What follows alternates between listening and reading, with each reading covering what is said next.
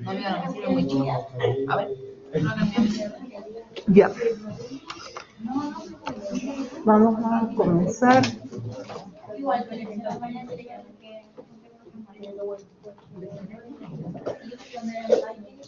Nosotros ya vimos, no sé cómo quitar eso de abajo. A ver.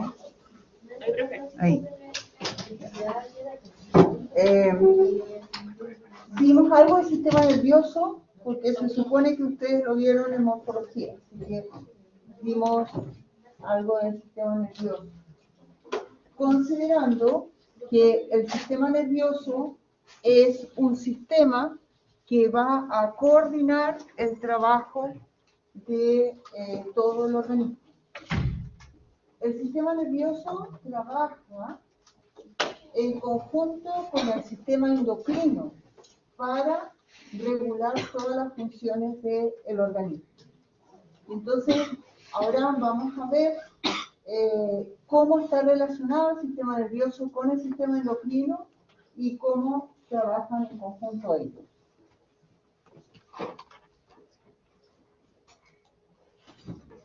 Entonces, el objetivo es conocer los mecanismos fisiológicos fundamentales que operan en la comunicación endocrina, comprender la relación de dependencia del sistema endocrino respecto al sistema nervioso, identificar las relaciones hormonales entre el hipotálamo y la hipófisis, reconocer la función de las diversas hormonas secretadas por las glándulas reguladas por la hipófisis, evaluar la función del sistema endocrino en la homeostasis del organismo. Vamos a ver todas aquellas hormonas que están comandadas por el eje hipotálamo hipoficial. En la próxima clase, bueno, vamos a ver una sola que no está. En la otra clase vamos a ver el trabajo del páncreas, porque el páncreas no trabaja directamente con el eje hipotálamo hipoficial.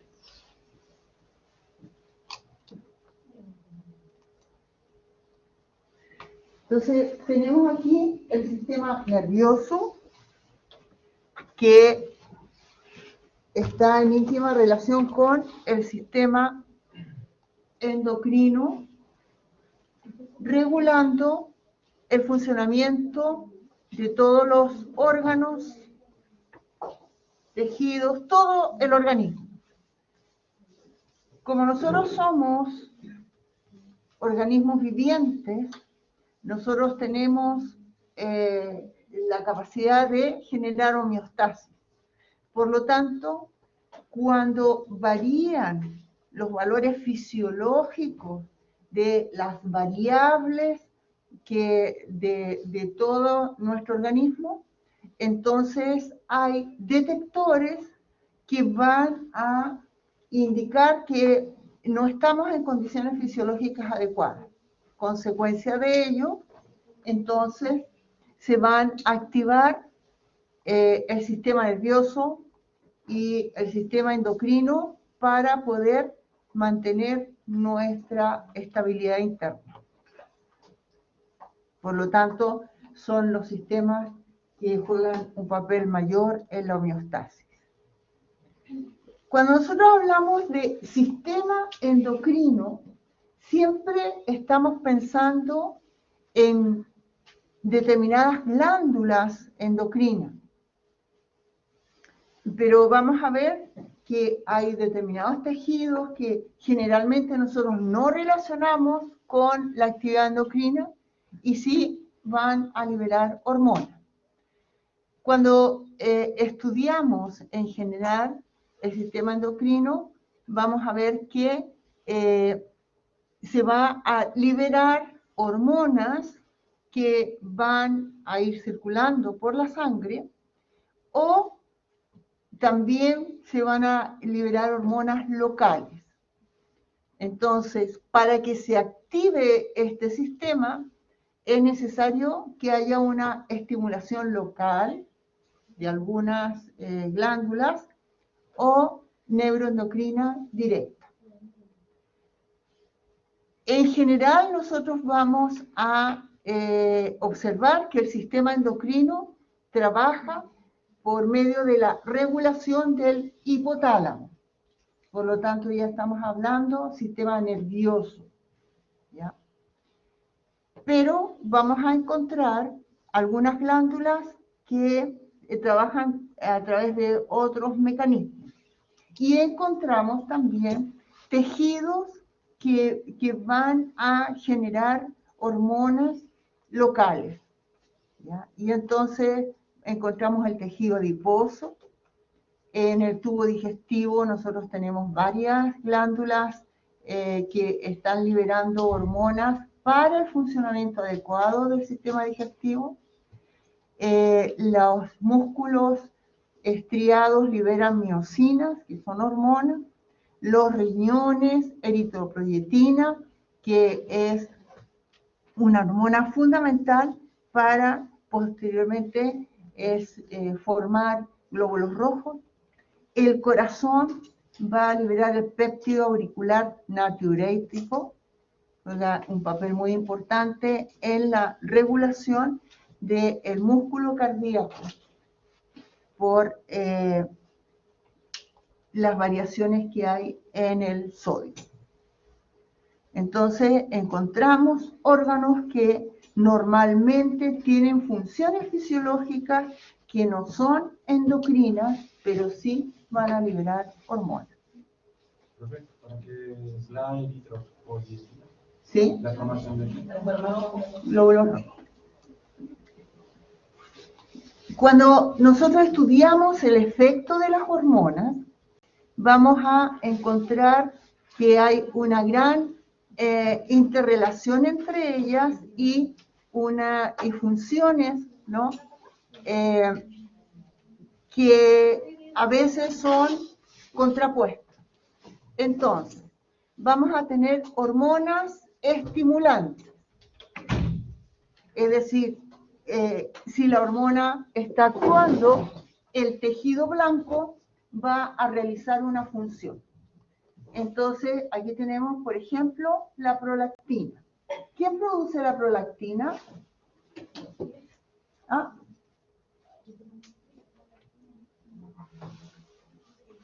¿Quién produce la prolactina? ¿Con qué relacionan la prolactina? Con la leche. Con la producción de leche, ¿cierto? La hipófisis anterior produce la prolactina. Bueno, eso lo vamos a estudiar ahora, ¿ya? Y entonces ella va a estimular a la glándula mamaria para la síntesis de la leche.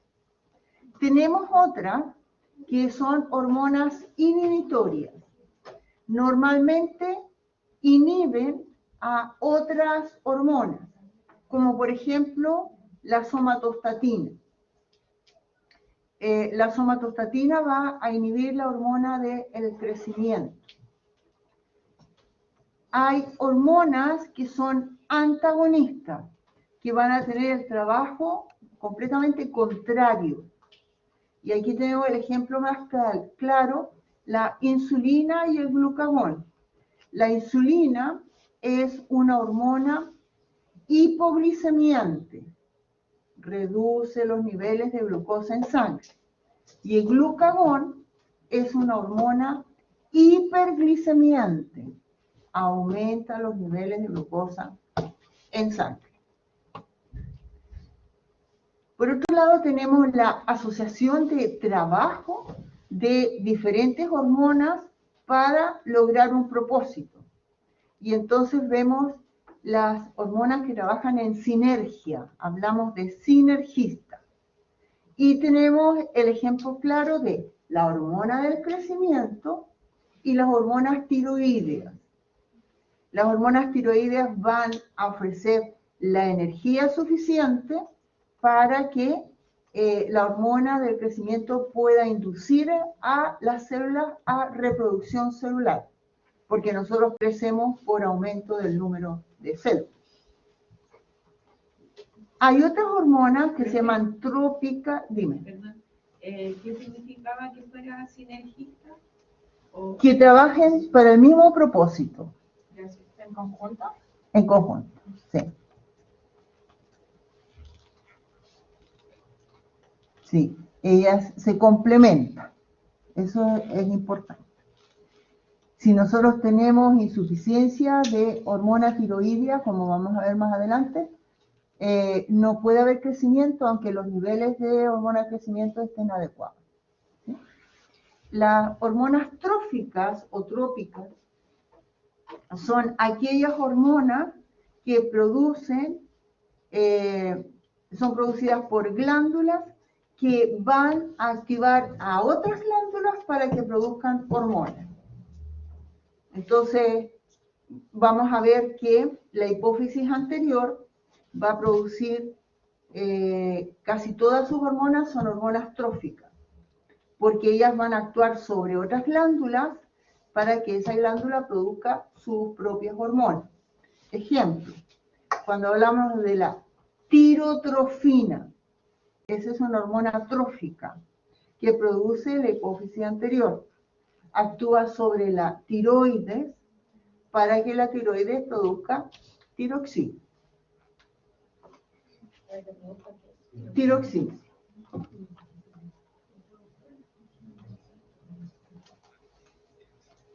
Ya. ¿Cuál es el mecanismo de acción de las hormonas? Bueno,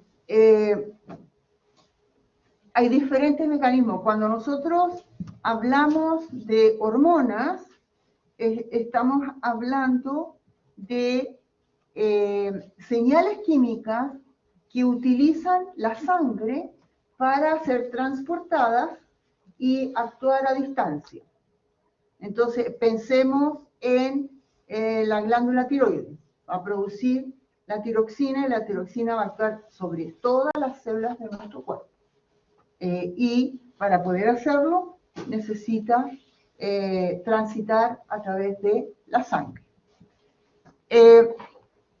Pero, cuando nosotros hablamos de este tipo de comunicación, hablamos que es una hormona endocrina, porque va por la sangre. Pero hay algunas hormonas que trabajan en el mismo sitio donde son producidas, como habíamos mencionado anteriormente. Pensemos en la gastrina.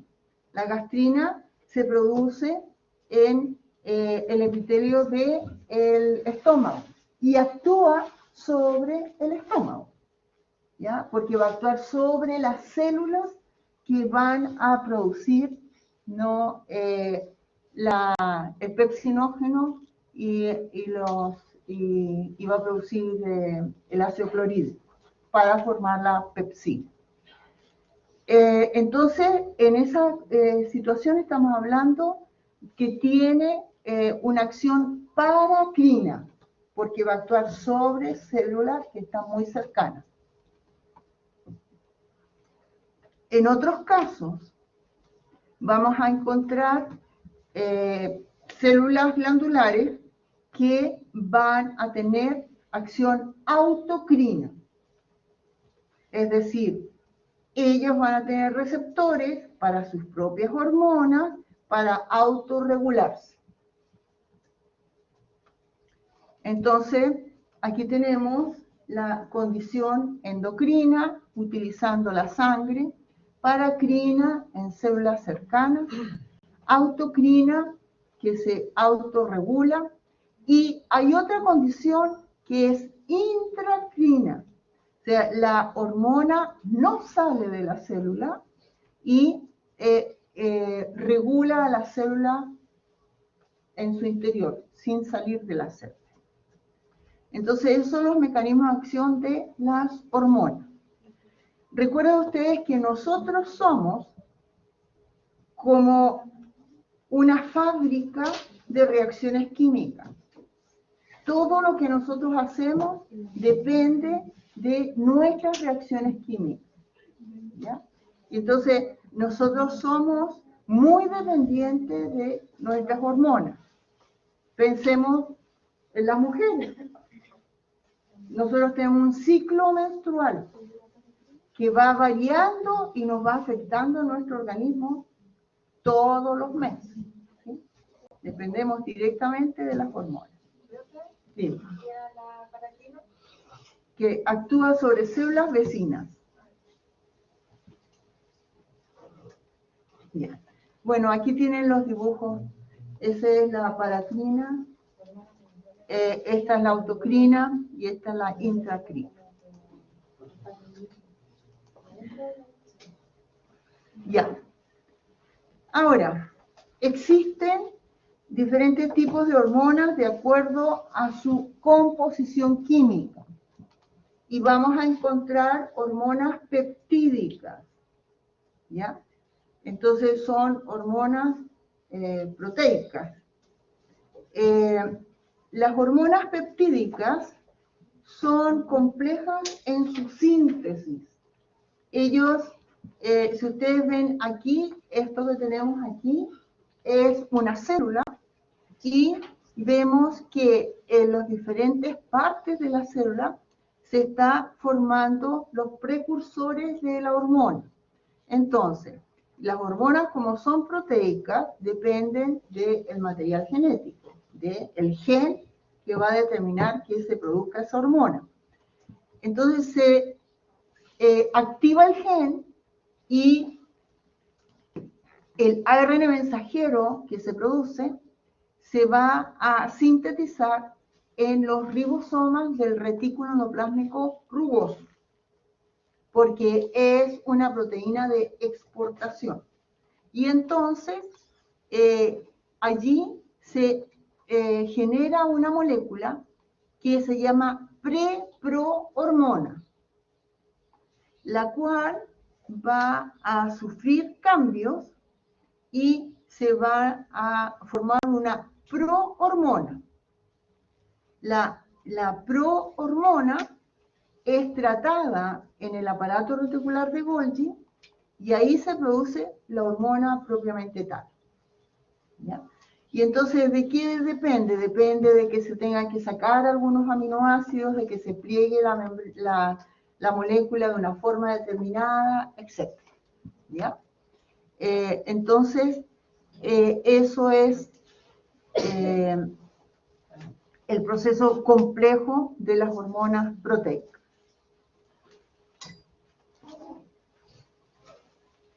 Y aquí tenemos ejemplo de la insulina.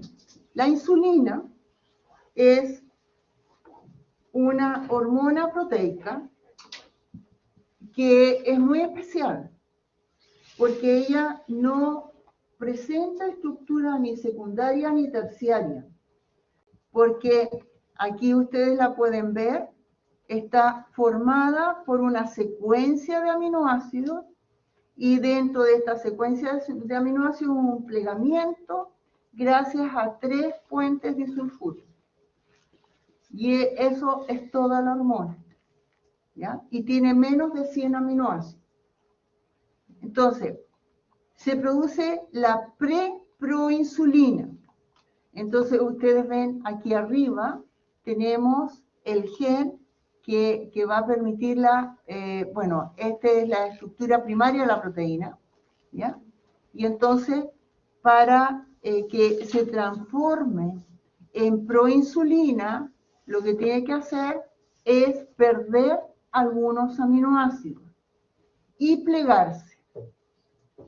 Una vez que se ha plegado, entonces en el aparato reticular de Golgi se pierde el resto de los aminoácidos y entonces se queda esta estructura de esta forma.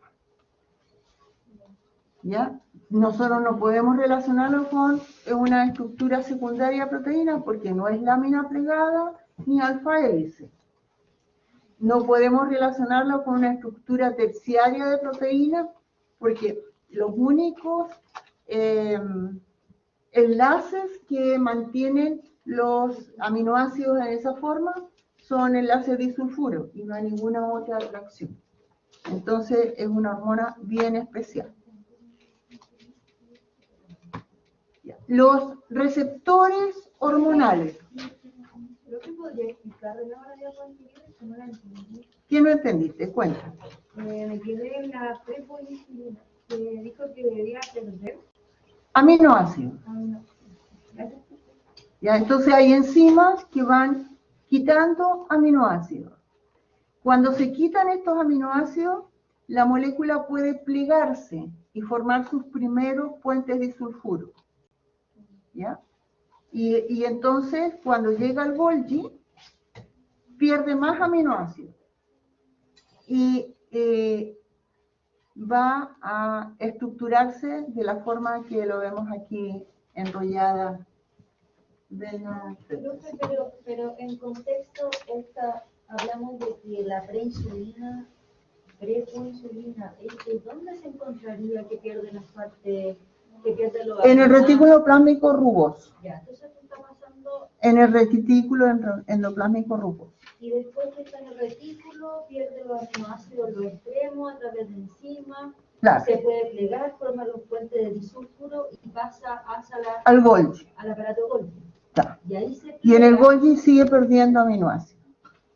Y tiene plegamiento final. Ya, y cuando termina el proceso de la pérdida de aminoácidos, termina plegándose y se libera al segundo. Y entonces después, a través de vesículas del Golgi, forma las vesículas de secreción y son liberadas al medio exterior. Gracias. Nada. Ahora, los receptores hormonales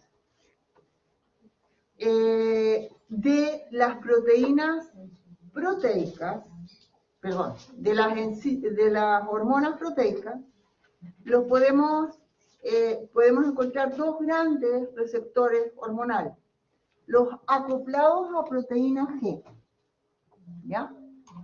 Entonces, vamos a ver que existen muchas hormonas que están acopladas a proteína G y estas hormonas pueden activar genes. Y entonces tenemos, por ejemplo, las gonadotropinas, que son las hormonas que produce la hipófisis para que actúen sobre las gónadas.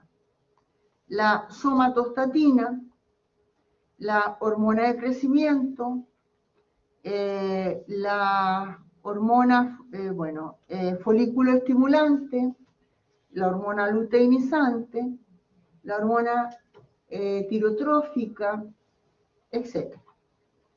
Esos están acoplados a proteínas G.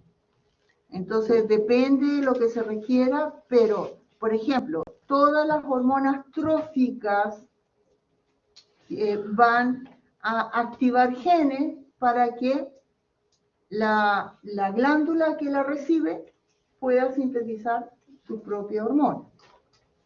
Hay otras que se acoplan a receptores de actividad enzimática intrínseca. ¿Y en qué consiste eso? Si ustedes no se recuerdan. Nosotros tenemos receptores en membrana que están constituidos de dos unidades proteicas. Están separados, pero cuando llega la señal, entonces ellos se unen y adquieren una actividad enzimática y comienzan a fosforilar a moléculas que van a permitir que se activen determinadas moléculas en el interior de la célula para que se realice la función que se tenga que realizar. ¿Ya? Entonces, por eso hablamos de quinasa y quinasas unidos al receptor.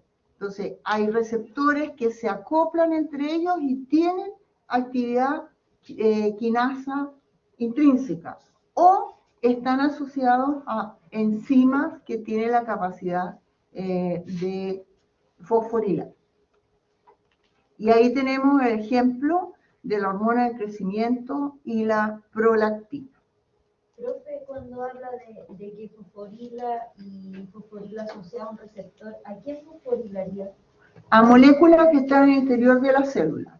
A la molécula que se está... Para activarlas, para que se genere todo el proceso metabólico que permita que se sintetice algo, no sé, o se sintetice una hormona, porque en este caso, por ejemplo, la prolactina va a inducir a que se sintetice la leche.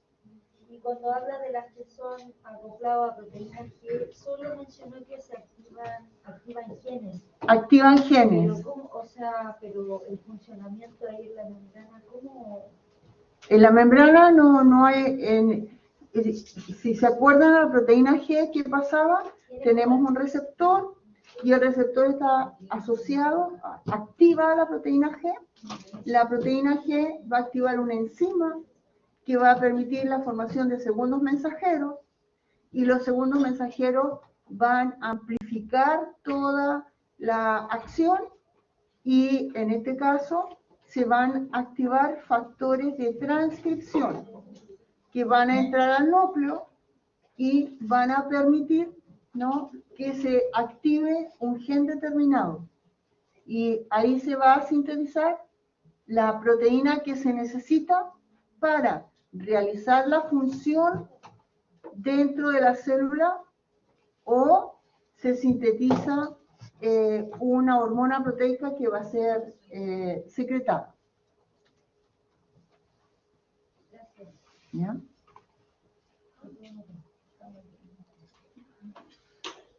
Los receptores hormonales de las hormonas lipídicas se encuentran en el interior de la célula. Generalmente son factores de transcripción, las lipídicas. Sí. A ver, ¿qué hacían los factores de transcripción? ¿Cómo? ¿Qué cosa dijo los factores de transcripción? Que son los receptores de las hormonas lipídicas.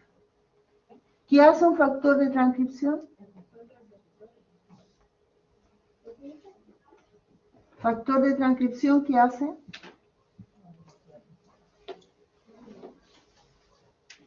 Lleva como al núcleo. ¿Ya? ¿Y qué hace ahí en el núcleo? A ver, su nombre lo dice, pues. Transcribe. ¿Qué significa transcribir? Ya, pues se va a activar un gen que va a permitir la síntesis de un ARN mensajero. ¿Sí? Entonces, los factores de transcripción están en el citosol inactivos. Porque si estuvieran activos, estarían todos los genes activados. Y no puede ser. Entonces, cuando llega la hormona, desacopla la proteína que lo tiene inactivo y se acopla a ella y viajan al núcleo y allí activan al gen respectivo. ¿Ya? ¿A quién desacopla? ¿Cómo? ¿A quién desacopla la hormona cuando llega al inhibidor del factor de transcripción? Las hormonas lipídicas tienen que circular por sangre asociadas a proteínas. ¿Por qué?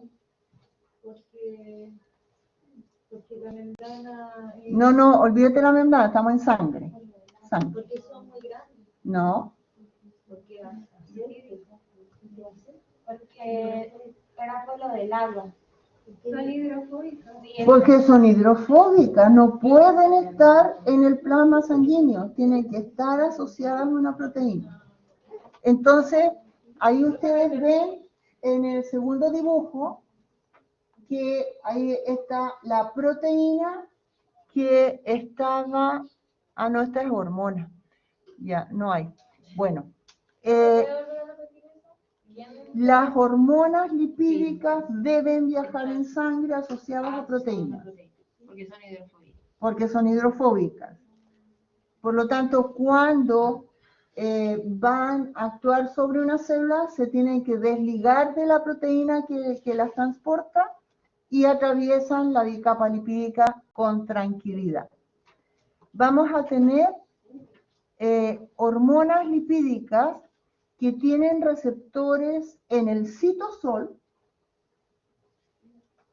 y receptores en el núcleo. Pero finalmente van a actuar sobre factores de transcripción.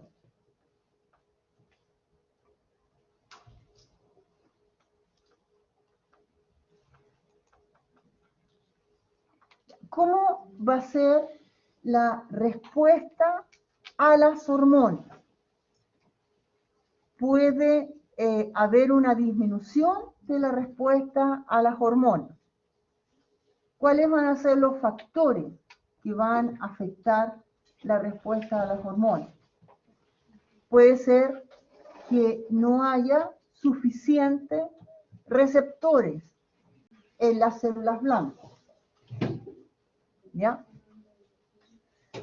Puede ocurrir que no haya suficientes enzimas en el proceso de la síntesis de la hormona.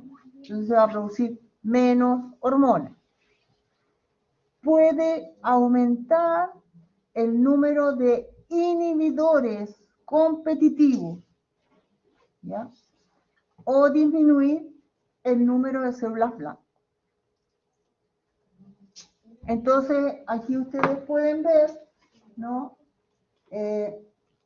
La curva que genera, ¿no?, el efecto de la hormona en condiciones normales. Pero acá vemos que el efecto de la hormona se reduce bastante en función de estas condiciones que acabamos de ver, ¿no?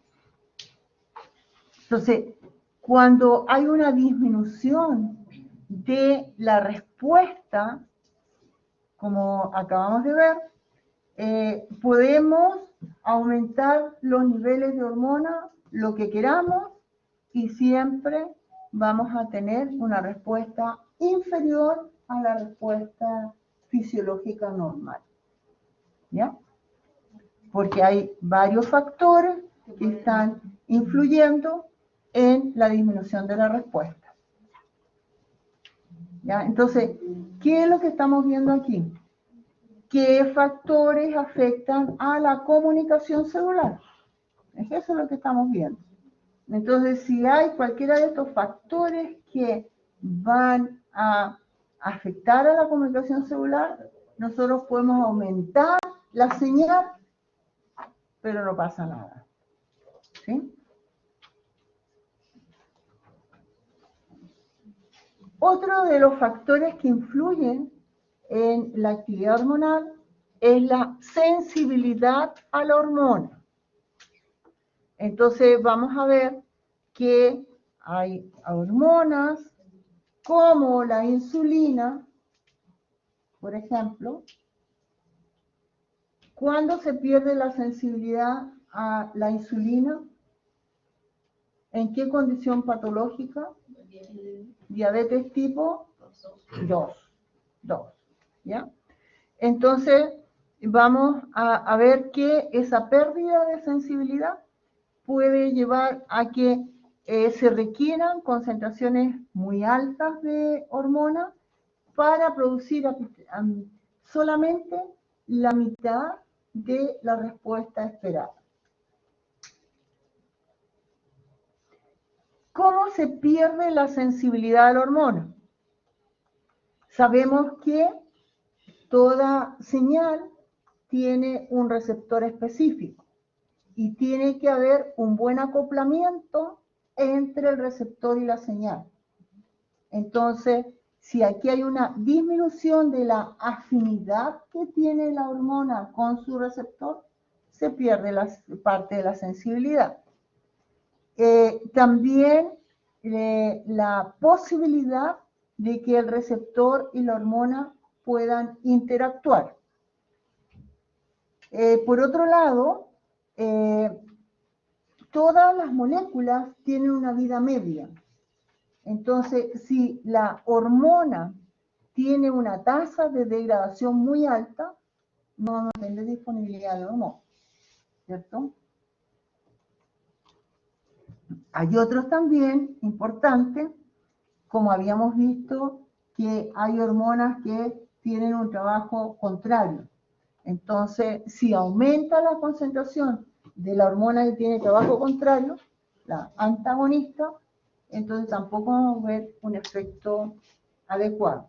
Y aquí ustedes ven la curva normal en rojo y la curva que muestra el cambio de la sensibilidad, ¿ya? Una de las cosas importantes, sí, porque en el caso anterior, si ustedes se dan cuenta, la velocidad, el efecto de la hormona va a ser inferior al cabo del tiempo. Siempre va a ser inferior. Y en este otro caso, vemos que al cabo del tiempo se puede llegar a la respuesta, pero en condiciones fisiológicas eso no ocurre. ¿Ya?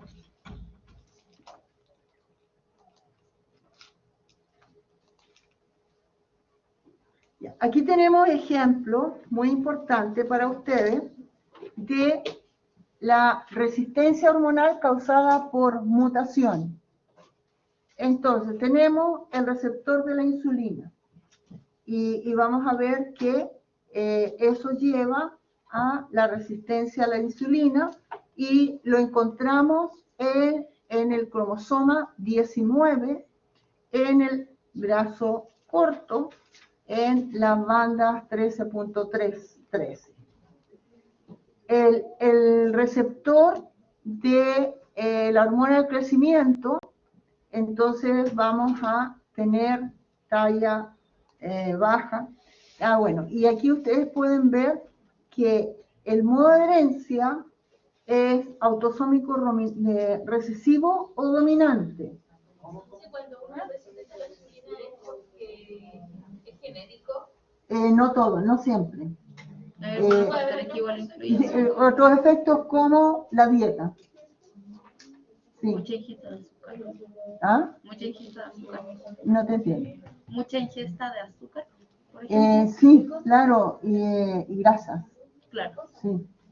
Entonces, cuidado con esto de cómo se heredan las diferentes condiciones. Eso depende cómo han reportado los diferentes investigadores. Y hay variaciones.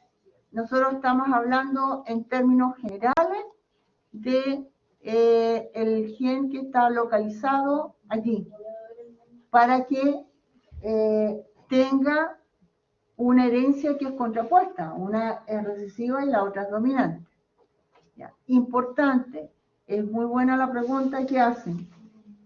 La diabetes tipo 2 puede estar determinada la predisposición de la diabetes tipo 2 genéticamente, como en este caso.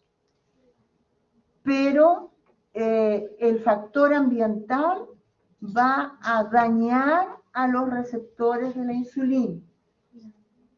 Entonces, tenemos un efecto multifactorial y un efecto genético. Tenemos otros receptores de hormonas del crecimiento, de las hormonas gonadotróficas, y aquí ustedes tienen la localización de los genes de esas de esos receptores. Afortunadamente, si se dan cuenta, casi todos son autosómicos recesivos. ¿Ya? Entonces, vamos a ver. Hipogonadismo. ¿Ya? Las gónadas no se desarrollan como debieran. Hipogonadotrófico, que no se producen las hormonas gonadotróficas, puede haber una pubertad precoz central. Hipogonadismo, hipogonadotrófico, otro más. Que las gónadas no se desarrollan a su nivel fisiológico, son más pequeñitas. ¿Ya? Deficiencia de hormona de crecimiento, hipotiroidismo, hipotalámico, síndrome, bueno, hay síndromes también, resistencia a la hormona tirotrófica, hipogonadismo, insuficiencia ovaria y problemas con la espermatogénesis. Aquí tenemos condrodisplasia, entonces aquí afecta al desarrollo de los huesos largos principalmente. Nosotros tenemos los enanos condrodisplásicos, que son el enano que aparece en Juego de Tronos, ese es condrodisplásico, ¿ya? Entonces, tiene el cuerpo, el talle, todo normal, pero, y la cabeza, por eso se ve la cabeza tan grande, pero las extremidades son cortitas, ¿ya? Consecuencia de una mutación. Insuficiencia de las glándulas adrenales, diabetes insípida. Cuando nosotros hablamos de diabetes insípida, estamos hablando de que la persona no es capaz de producir la hormona antidiurética, que es una hormona que produce el hipotálamo. Entonces, cuando nosotros necesitamos guardar agua en nuestro cuerpo, liberamos la hormona antidiurética. Y entonces estas personas no pueden guardar el agua porque no produce la hormona. Como consecuencia de eso, tienen mucha sed y orinan mucho. ¿Y qué pasa en un diabético?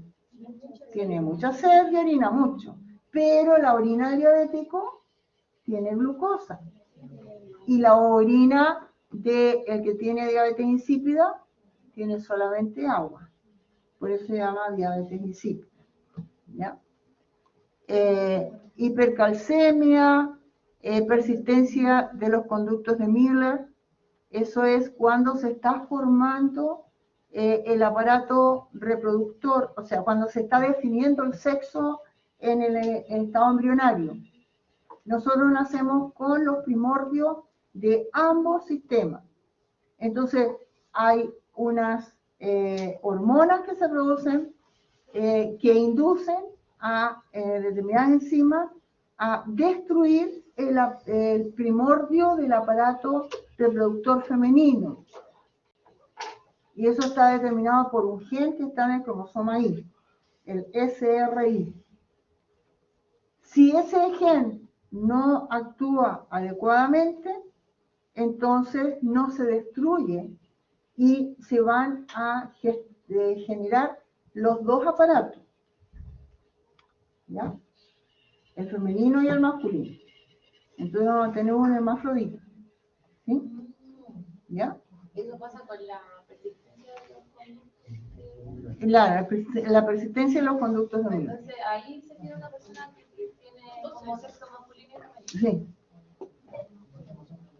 Ya, tenemos los receptores de la leptina, esto es muy importante. Hay mucha gente que es obesa y es consecuencia de los receptores de la leptina, que es una hormona que regula el metabolismo de los lípidos. ¿Ya? Y entonces puede hacer todas las dietas que quiera y esta persona no va a poder adelgazar. ¿Ya?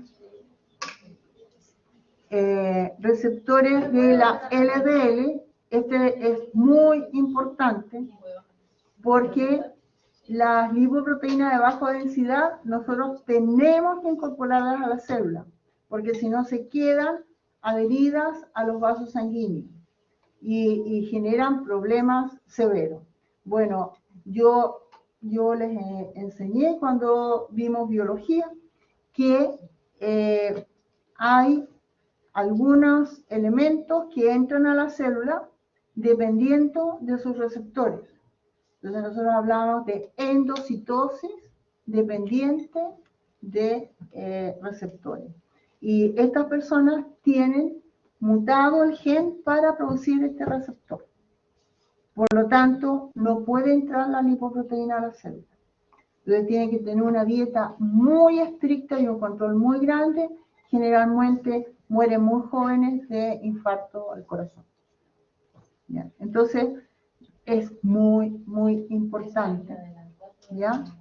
Que considerar, ¿no?, la relación que tiene la hormona con su receptor específico. ¿Ya? ¿Cuáles son los mecanismos que regulan la liberación de la hormona? Puede ser por regulación por retroalimentación negativa. ¿En qué consiste la retroalimentación negativa? ¿Cómo así? A ver. O sea, si está muy alta, tiene que bajarlo. A ver.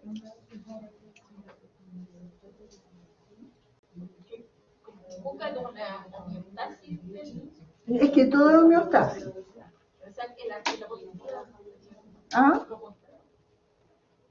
No, no es lo contrario de la homeostasis. Nosotros mantenemos nuestros niveles hormonales gracias a la retroalimentación negativa. Y es la más frecuente. La retroalimentación negativa es la más frecuente en el organismo. Y ahí ustedes tienen un ejemplo que la adenohipófisis produce la hormona tirotrófica que actúa sobre la glándula tiroides. Y la glándula tiroides va a producir sus propias glándulas, su propia hormona. Cuando los niveles de esta hormona son los fisiológicos, entonces se manda mensaje a la adenohipófisis para que no siga liberando hormona tirotrófica. ¿Sí? Por eso ustedes hablan del efecto contrario. ¿Sí? Regulación por retroalimentación positiva. Tenemos algunas condiciones que están dadas por retroalimentación positiva. Ejemplo, la ovulación, ¿qué? El parto, claro. La producción de leche también. ¿Sí? Entonces tenemos el hipotálamo va a actuar sobre la hipófisis para que se produzca la hormona luteinizante. Esta va a actuar sobre el ovario y el ovario va a producir más estrógeno. Y este estrógeno va a estimular al hipotálamo y a la hipófisis para que se produzca más hormona luteinizante. Y es un círculo vicioso. ¿Hasta cuándo ocurre eso? Hasta que se libera el óvulo. Bueno, el ovocito. ¿Ya? Pasa algo ahí que están conversando. ¿Qué les pasó?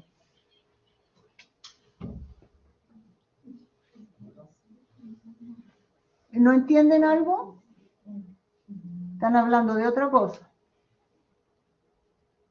Déjenlo para el recreo. ¿Lo último? Ya. Cuando hablamos de retroalimentación positiva, se forma un círculo vicioso en que las glándulas rectoras, en este caso la hipófisis, va a producir la hormona luteinizante que actúa sobre el ovario y bajo la acción de la hormona luteinizante, el ovario produce estrógeno. Mientras más estrógeno hay, más se activa la hipófisis para producir hormona luteinizante. Todo el rato. Más, más, más. ¿Hasta cuándo? Hasta que se libera el ovocito. Y ahí declina todo. Siempre que hay una retroalimentación positiva, hay un evento final. No es como la negativa que es todo un ciclo. ¿Ya?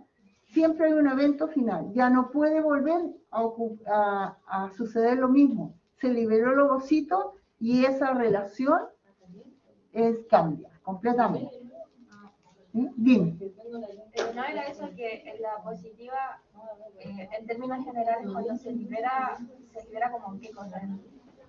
En este caso se libera el ovocito. Sí, pero así como en general, como la regulación de alimentación social. Libera, pero ¿qué libera como en términos generales? No es que liberen, sino que ocurre un evento Y en la que bloquea el sistema, como por ejemplo el nacimiento. Estamos liberando oxitocina, pero el bebé nació, ya se dejó de liberar oxitocina. Esa alimentación negativa es el ciclo.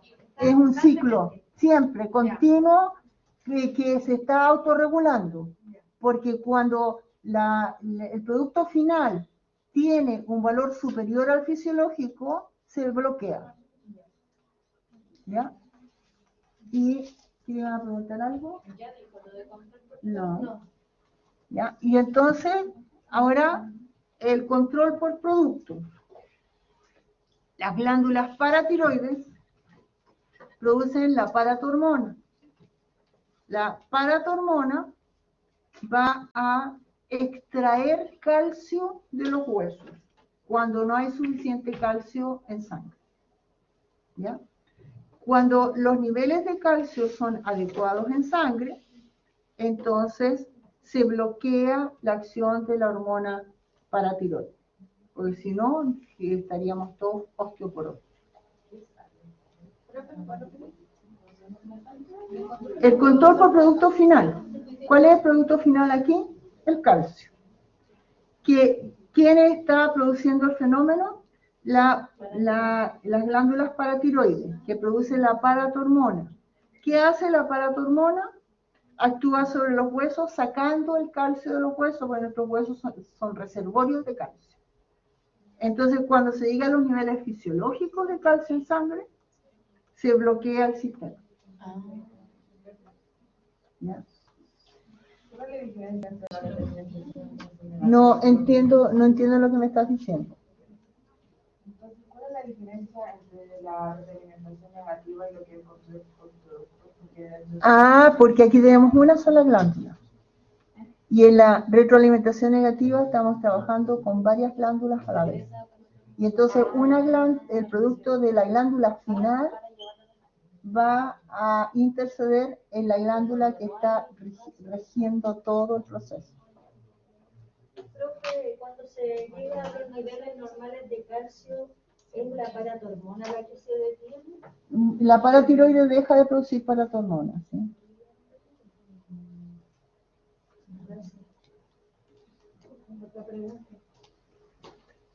Ya.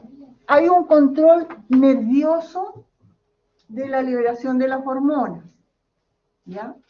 Y entonces ya nosotros estuvimos hablando del sistema nervioso periférico, ¿cierto?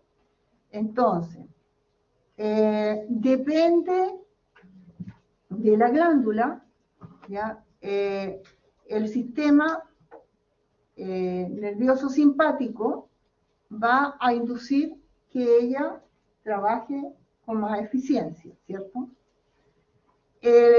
O, en otros casos, el sistema parasimpático, cuidado con eso, porque el sistema digestivo es activado por el parasimpático.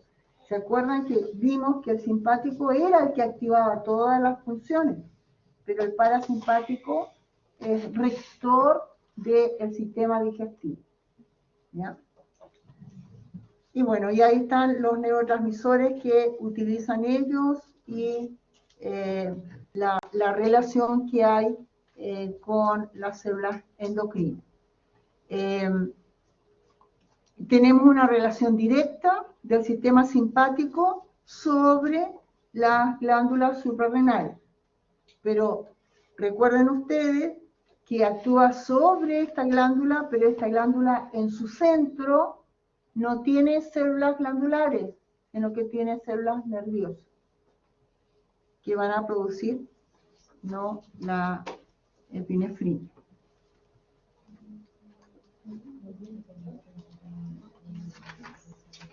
¿Cuáles son los patrones de liberación de las hormonas? Las hormonas no se están liberando continuamente. Eso depende de los ritmos circadianos. nosotros tenemos ritmos biológicos que van variando a lo largo de las 24 horas del día. Y entonces podemos tener esos ritmos gracias a la diferencia de concentración de hormonas que tenemos en ese tiempo. Dime. ¿La liberación hormonal depende de los ritmos circadianos? Sí, O sea, que una pero persona- es recíproco. Los ritmos circadianos se mantienen porque está esta fluctuación de las hormonas. ¿Sí? O sea, que una persona que duerme poco tiene trastornos hormonales de alguna forma, ¿o no? Claro, las personas que hacen turnos, si ustedes van a trabajar y van a hacer turnos y van a hacer turnos porque les pagan mejor, van a tener alteraciones completas de sus ritmos circadianos.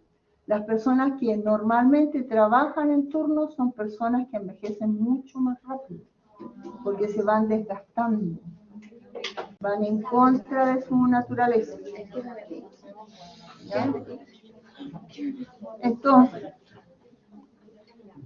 aquí tenemos ejemplo de dos hormonas, el cortisol y la hormona del crecimiento. Aquí vemos a lo largo de las 24 horas del día cómo varía el cortisol. ¿Han oído hablar ustedes que dice las personas que trasnochan engordan? Y eso es porque se libera más cortisol. Y el cortisol cambia el metabolismo y hace que nosotros tengamos más disponibilidad, más reserva energética y engordamos. ¿Sí? Entonces, aquí vemos que los niveles de cortisol más bajos durante estas 24 horas lo encontramos a las 9 de la noche. ¿Ya? Y los niveles más altos son en la mañana, a las 9 de la mañana. ¿Ya? Y entonces, si nosotros, ¿por qué? Porque esa es la hora que regularmente, bueno, ya llevamos como una hora despierto, una cosa así, ¿cierto? Entonces, las personas que están despiertas de noche, estos niveles de cortisol que vemos que son bajos, aunque hay un pic más o menos a la 1 de la mañana, van a ser altos, porque está despierto. ¿Sí? Varía todo este ritmo.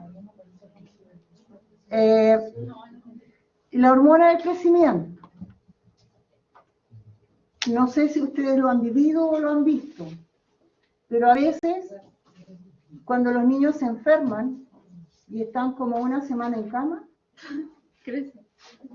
se levantan y le queda chica la ropa. Sí. La hormona del crecimiento pide la cama. ¿Ya? Nosotros producimos bastante hormona de crecimiento en la adolescencia. ¿Y qué pasa con el adolescente? No duerme. No se alimenta bien. Duerme, tiene necesidad de dormir mucho. Lo que pasa es que son porfiados y no duermen. Pero la necesidad de dormir es mucha y de comer. ¿Sí? Porque se está desarrollando. ¿Ya? Entonces, aquí vemos cuando se produce una mayor cantidad de hormona del crecimiento durante la noche. Por eso es tan importante que los niños duerman el tiempo que tienen que dormir durante la noche. ¿Ya?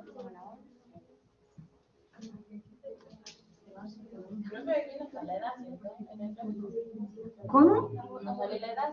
No, pues aquí estamos viendo la producción de la hormona en función del tiempo. Pero mira el cuadro, mira el gráfico, ¿ya? Entonces, la liberación de estas hormonas se va a ver afectada por cualquier anomalía que nosotros generemos en contra de nuestra biología, como por ejemplo privación del sueño, privación de la luz, tensión emocional, determinadas enfermedades, ¿no? En general. Hay, por supuesto, estímulos ambientales que son fluctuantes. Y pensemos, ¿cómo estamos ahora y cómo estábamos en febrero con respecto a la temperatura, a nuestro estado de ánimo y todo ese tipo de cosas? Estoy deprimida. Claro. ¿Ya? Entonces, eso va a afectar a la producción de nuestras hormonas. Nosotros dependemos de nuestras hormonas. Ya, entonces, ¿cómo es que actúan estas hormonas?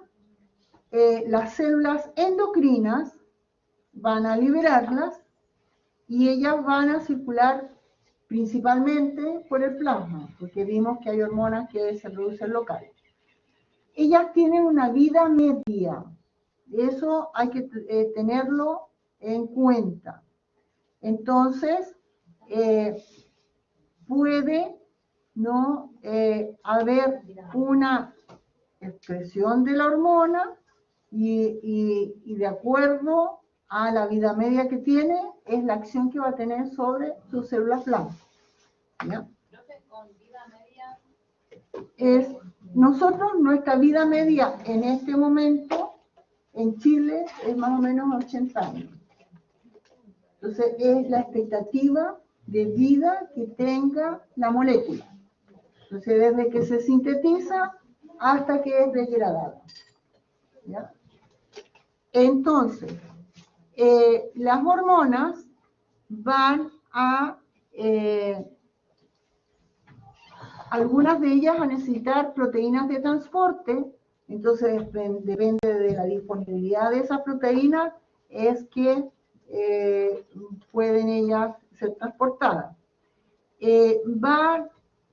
Algunas hormonas van a generar inactividad metabólica, otras actividad metabólica, y todas ellas van a tener receptores en las células, en membrana o en el citosol o en el núcleo.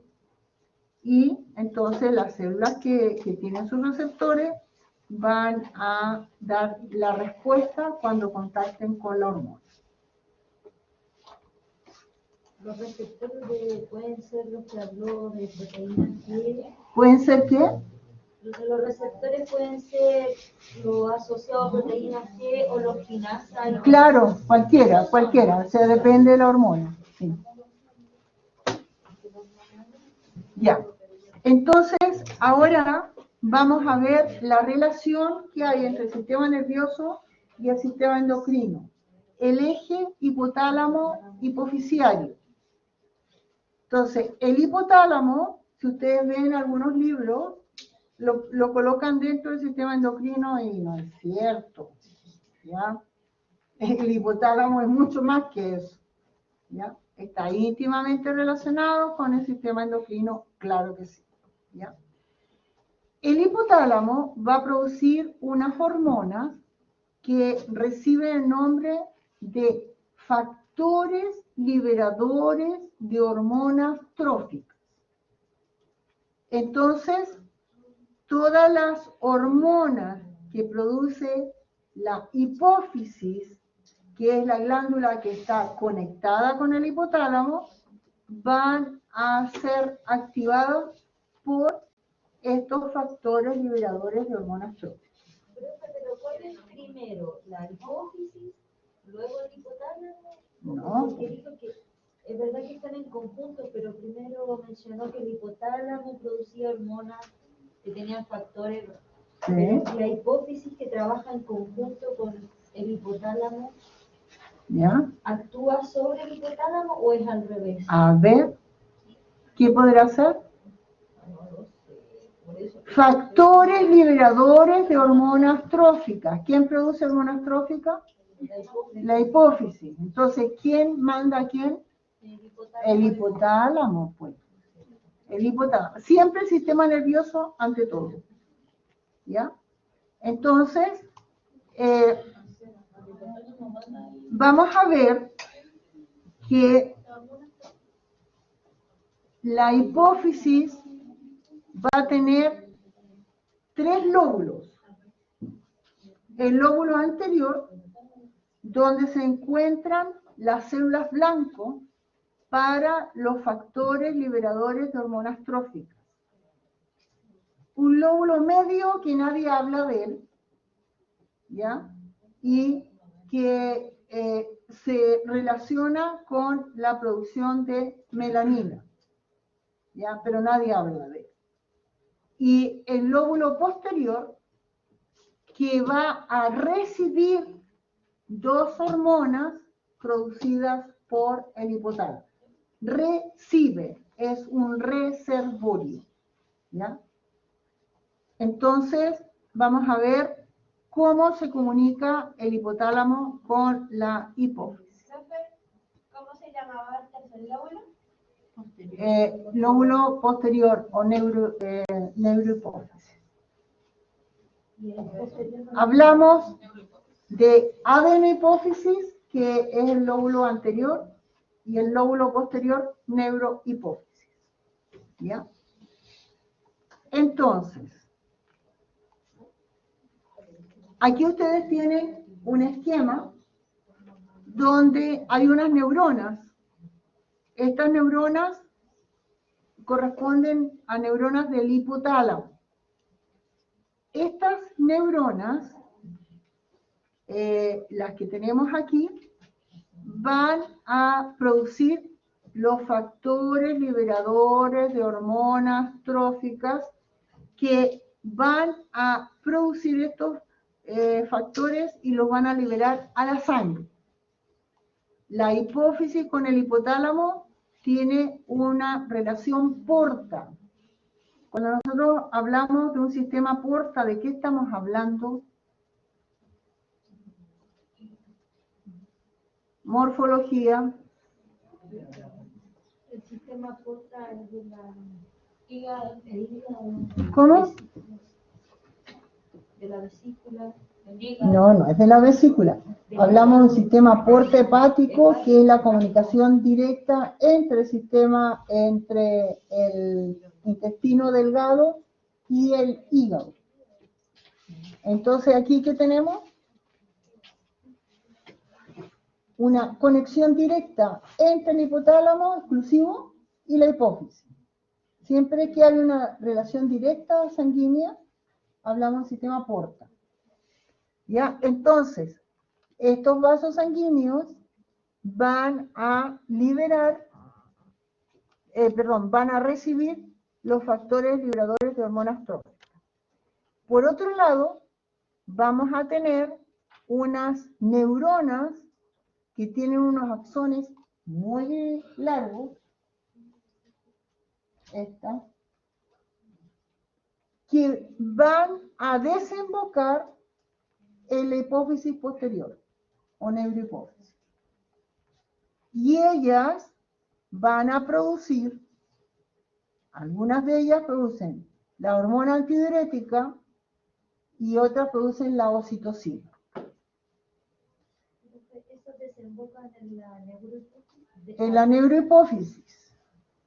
Y entonces la hipófisis ahí tiene vasos sanguíneos que van a permitir que esas hormonas puedan salir al torrente sanguíneo. Pero esas hormonas son producidas por el hipotálamo, no por la hipófisis. Entonces me perdí con eso que produce hormonas antidiuréticas.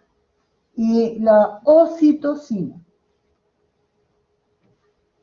¿Ya? Entonces,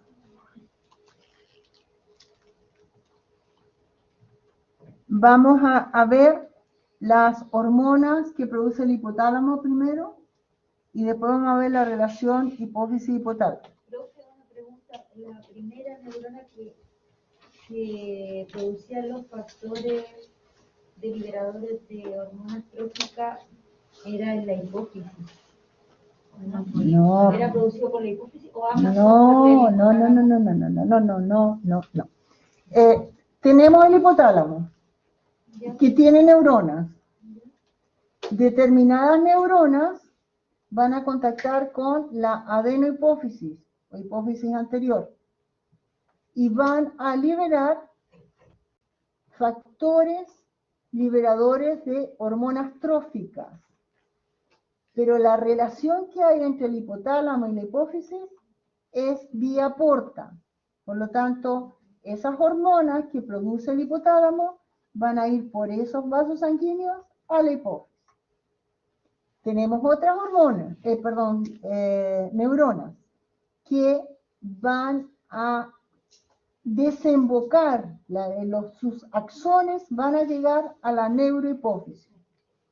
Y ahí ellos van a liberar las hormonas. ¿Sí? Ya. ¿Cómo? Ya. Vamos a ver esto y vas a entender. Estamos hablando, en este caso, de la neurohipófisis. Vamos a tener neuronas del hipotálamo que van a tener axones que van a llegar a la neurohipófisis. Esos axones van a producir unas neurohormonas, que son la ocitocina y la hormona antidiurética. ¿Ya? Por lo tanto, algunos autores hablan de que la neurohipófisis es como un reservorio del hipotálamo, porque las hormonas son producidas por el hipotálamo. Y de ahí, a través del torrente sanguíneo, van a ir al resto del organismo. ¿Ya? La ocitocina es una hormona que está íntimamente relacionada con el parto y con la eyección de la leche. La hormona antidiurética está relacionada con el control de los niveles de agua en sangre. ¿Ya? Y recibe el nombre de vasopresina porque tiene la capacidad de poder contraer los vasos. Aquí tenemos la ocitocina. La ocitocina va por torrente sanguíneo. ¿Cuándo? Cuando la mujer está embarazada y el feto presiona las paredes del útero, porque ya está a término. Entonces, esa presión de las paredes del útero van a ser un estímulo para el hipotálamo para producir ocitocina. La ocitocina tiene sus células blanco en las células musculares del útero, que son células lisas, ¿no? Musculatura lisa. Y entonces ellas van a generar las contracciones. ¿Cómo? La ocitocina genera las contracciones de las fibras musculares del útero.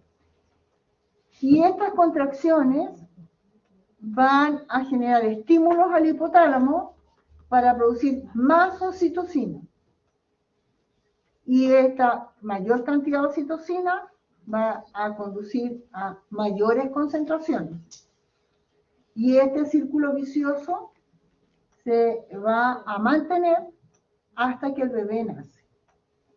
Entonces, ¿qué tipo de retroalimentación es? Positiva. Ya, muy bien. Ahora, la ocitocina va a actuar sobre la glándula mamaria de una mujer que está embarazada. Y entonces va a actuar sobre los acinos donde está la leche para que se pueda eyectar la leche, salga la leche de la glándula mamaria. Mientras más succiona el bebé, más leche hay porque se produce más ocitocina. Y continúa la ocitocina todo el tiempo. ¿Ya? Otro círculo, o sea, otro feedback positivo. Dime. Creo que están los receptores de la oxitocina de la glándula mamaria? ¿Dónde están? En los acinos glandulares. Esa es la célula blanca. Ahí están, es que los acinos glandulares son donde se ha sintetizado la leche. Entonces, las células que forman estos acinos son las células blancas. Claro.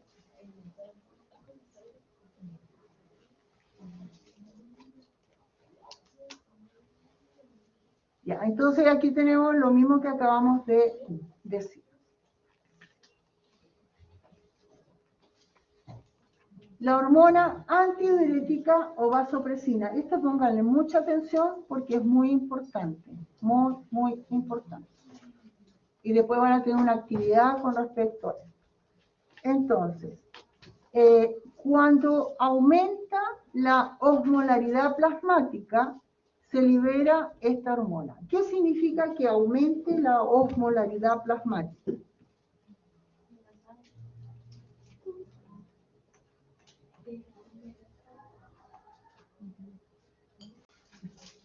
Aumenta la osmolaridad.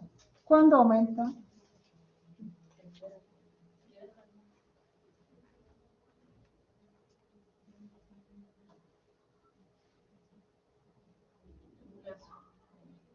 Cuando nosotros decimos que hay una alta osmolaridad en la sangre, ¿ya? ¿Qué hay?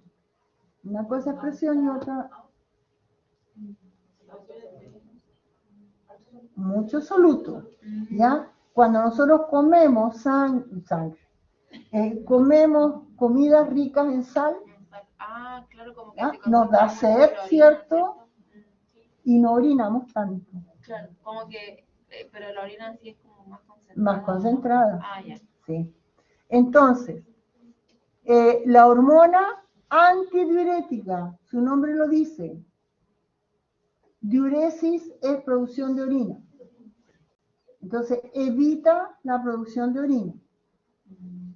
Y también va a actuar cuando hay hipotensión, la presión baja. ¿Qué pasa cuando nosotros tenemos la presión baja? Tenemos que subirla de alguna forma. ¿Cómo podemos subir la presión? Aumentando, ¿cierto?, el volumen de sangre. Lo que le pasa a las personas cuando están deshidratadas, por ejemplo, ¿no? Claro. Y claro. les ponen suero. Le Así ponen, como claro. intravenosa. Ah, ya. Sí. ¿Ya? Ujú. Entonces, esta hormona juega un papel muy importante en regular, ¿no?, la condición de electrolitos en sangre y la presión arterial.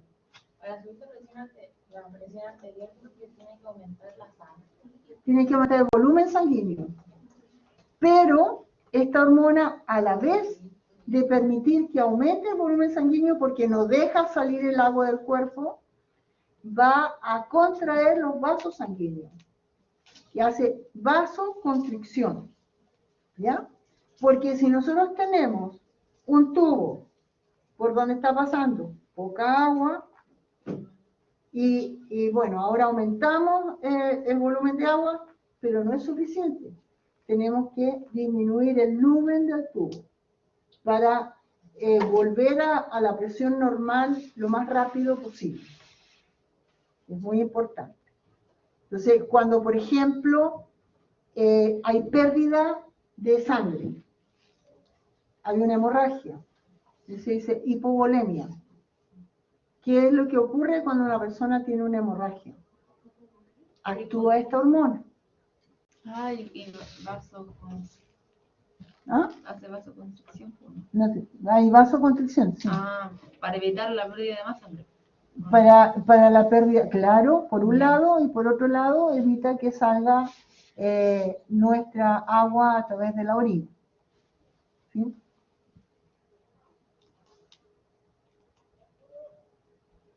Ya. Eso es con respecto a la neurohipófisis. ¿Quedó claro?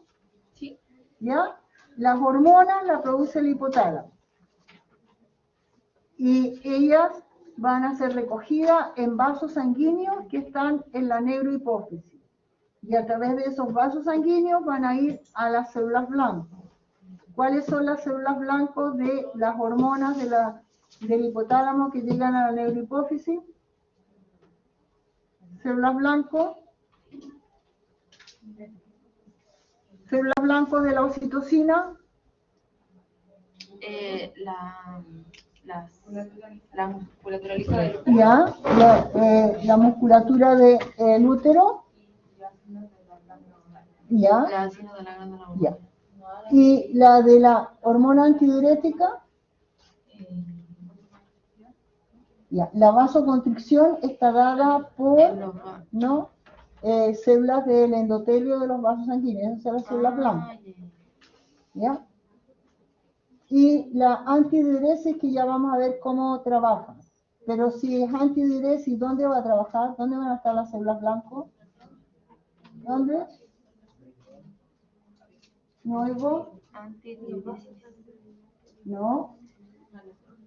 En los nefrones, en los riñones. Sí. Ya. Vamos a descansar ahora.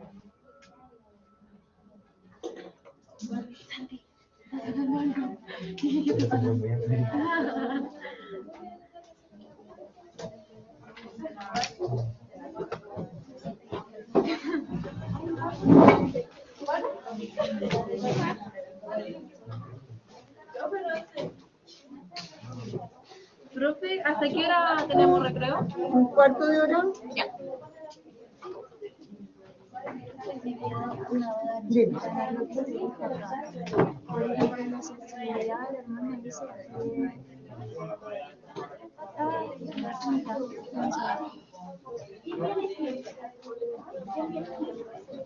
No, pero dijo que podía darse la concentración de inhibidores no competitivos o la inhibidores competitivos. No competitivos. Hay inhibidores competitivos y no competitivos.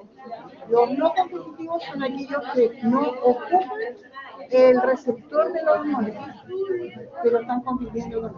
Ah, y es que le entendí que inhibidores. Creo que tengo una duda con la Hay problemas con los sistemas. Eso ya está reportado en la escuela. Profe, ¿apague el micrófono? Ay, sí, ya, gracias.